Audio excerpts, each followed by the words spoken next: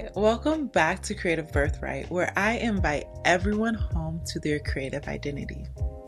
Today, I want to get on my soapbox for just a little bit and talk about the urgency of harnessing our creative power for collective good. Because creativity is more than self-expression.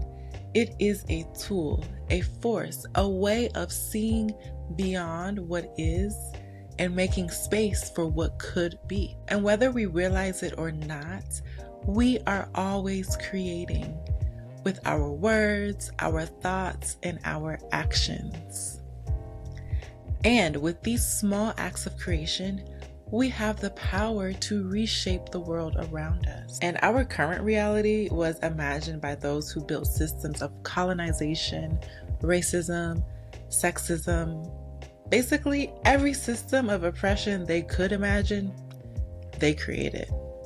And these structures were designed to exploit and divide.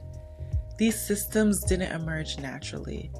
They were born out of hate and reinforced and passed down through generations. And now these systems are starting to crumble.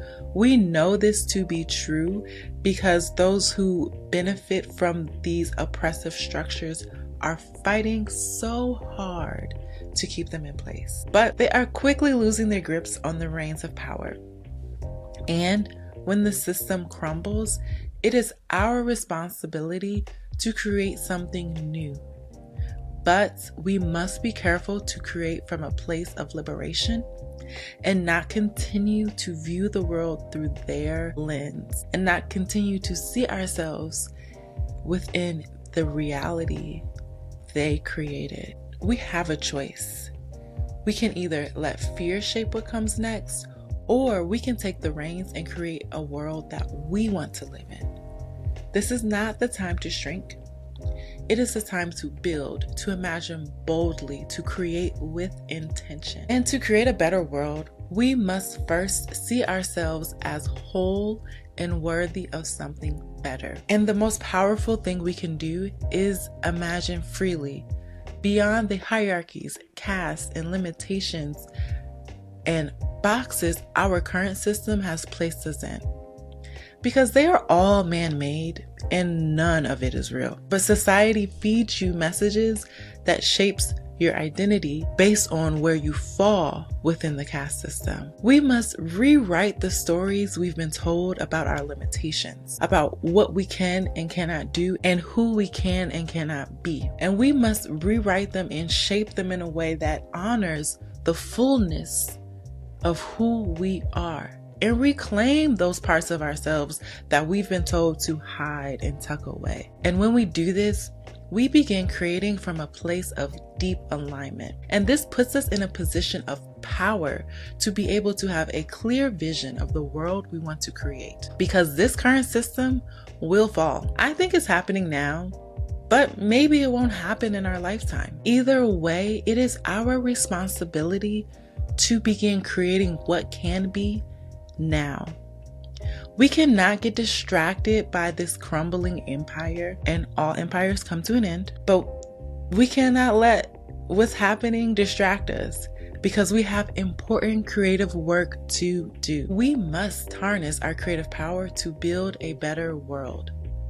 And creativity gives us the ability to see a new possibility, a new reality, a new way of being, and bring it to life. And right now, we must see our liberation.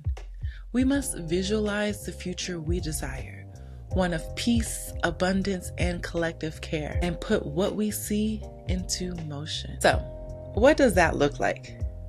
It looks like strengthening our communities of care, checking in on our neighbors, supporting local businesses, and redistributing resources where we can. It looks like creating alternative structures, new ways to educate, new ways to govern, new ways to thrive that don't rely on oppressive systems, and new ways to feed ourselves and interact with the world, the natural world around us. It looks like artists, storytellers, and visionaries shaping new narratives, because before anything changes in the physical world, it must first be dreamed, spoken, and believed into existence. I don't know what's coming next, and the unknown is unsettling.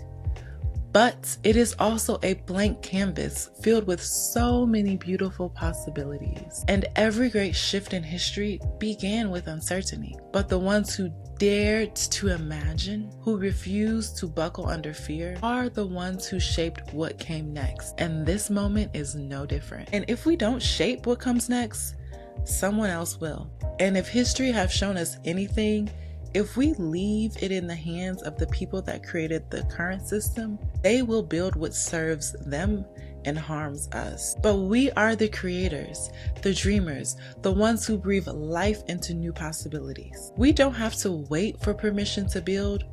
We are the architects of what's next. So ask yourself, what can I create? Who can I build with? What future am I shaping with my thoughts, my words, and my actions?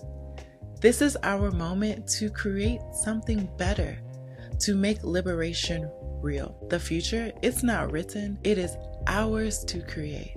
And this is why we must step fully into our creative birthright. Okay, I'm going to go ahead and step down off of my soapbox for now.